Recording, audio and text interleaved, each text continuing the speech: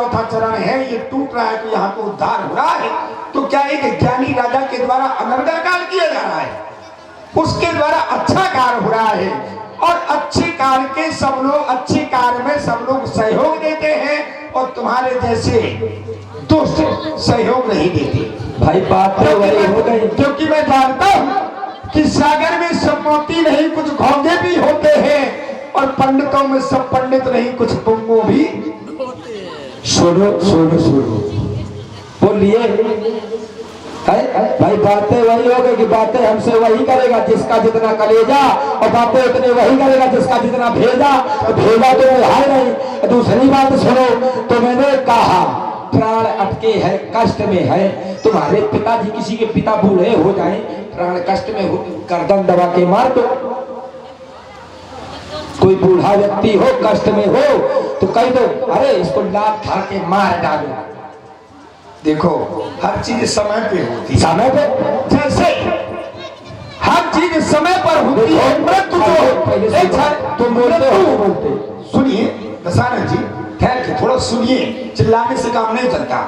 जो भी मृत्यु होती है जब कोई ना कोई कारण से होती है, बिना कारण से किसी की मृत्यु नहीं हो सकती। मृत्यु तो अपने आप होती है, कोई मारता थोड़ी है उसको, अपने आप होती है। और क्या? अरे महाराज क्या बात, क्यों ना हान लाभ जीवन मरण यश अपयश विद्या उसके हाथ में हम। तो उसके हाथ में है तो उसके हाथ में छोड़ दो।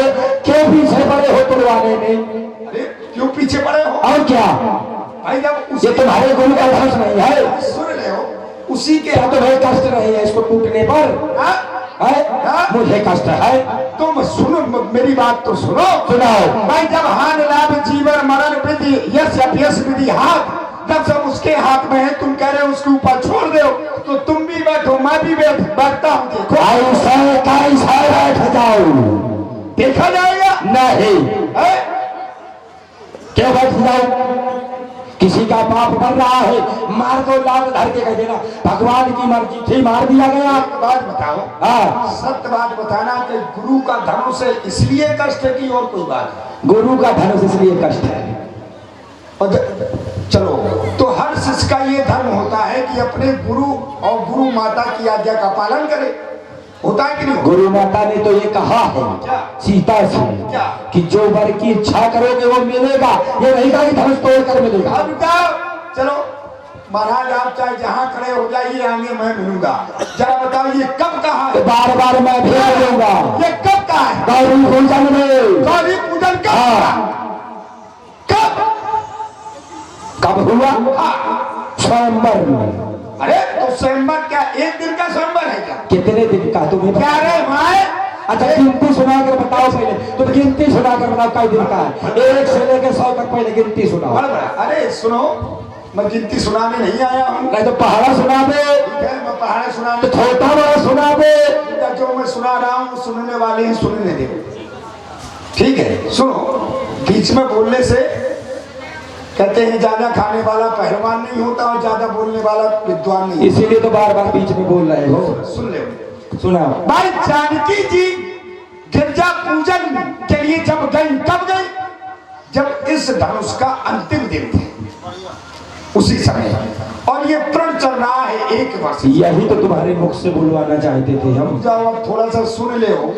चलो सुनाओ, हम बैठे, ठीक है वहां बैठे तो बोल देना। फिर मुझे लगता है रहते हो तुम सोने की लंका में, रहते हो सोने की लंका में, लेकिन तुम्हें वन वाली जो वन प्रखंड पर वो खुजली वाली दवा नहीं आती भी, मुझे लगता है वो लग चुकी है बीच में बोलने की। क्या बोलते हो उसको? नहीं नहीं तुम बोल रहे हो,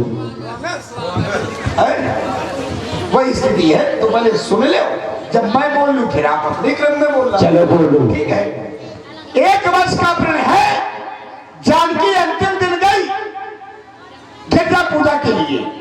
जब वहां पर जानकी ने किसी को देखा, लोचन मग अमुखई और आनी और दीने पलट कपाट सयानी। जानकी जी ने किसी को देखा तो देख करके लोचन मग, लोचन माने नेत्र मग माने रास्ता, लोचन मग अपने नेत्रों के मार्ग से अपने हृदय में, और माने हृदय, लोचन मग अमखई और आनी आनी माने बसा लिया, और दीने पलट कपाल सयानी नेत्रों की किमनियों से बंद कर लिया।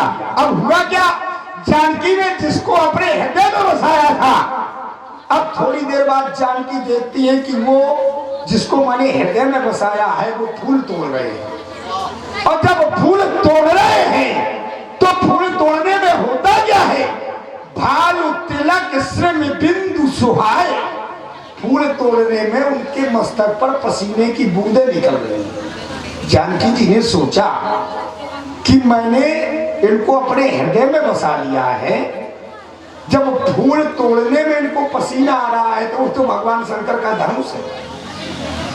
शिवपुराण को दंड कठोरा, जब फूल तोड़ने में इनकी ये हालत है तो ये धनुष क्या तोड़ेंगे भगवान शंकर का, और इनको मैंने अपने हृदय में बसा लिया है। तो हुआ क्या, गई भवानी भवन बहोरी और बंदी चरण बोली कर, हाथ जोड़ करके बोली, और बोली क्या कि मोह करो अमकई के दासी, कहा कि मुझे अमुक व्यक्ति की दासी बना दो। कब का, और अमुक व्यक्ति की दासी कब बनेगी, वो जब धनुष टूटेगा तब तो बनेगी। क्या माँ गौरा नहीं जानती थी? जानती थी कि क्योंकि रहा विवाह चाप अधीना, जो विवाह है वो चाप के अधीन है, जब तक ये चाप नहीं टूटेगा जब तक सीता का विवाह नहीं होगा, ये गौरा जी जानती थी।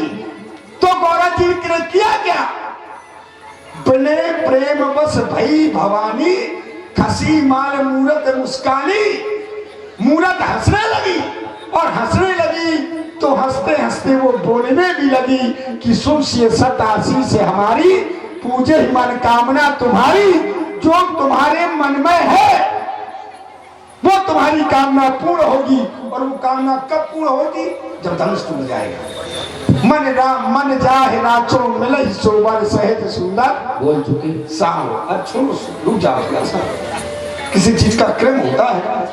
तो क्या गौरव नहीं रहती थी?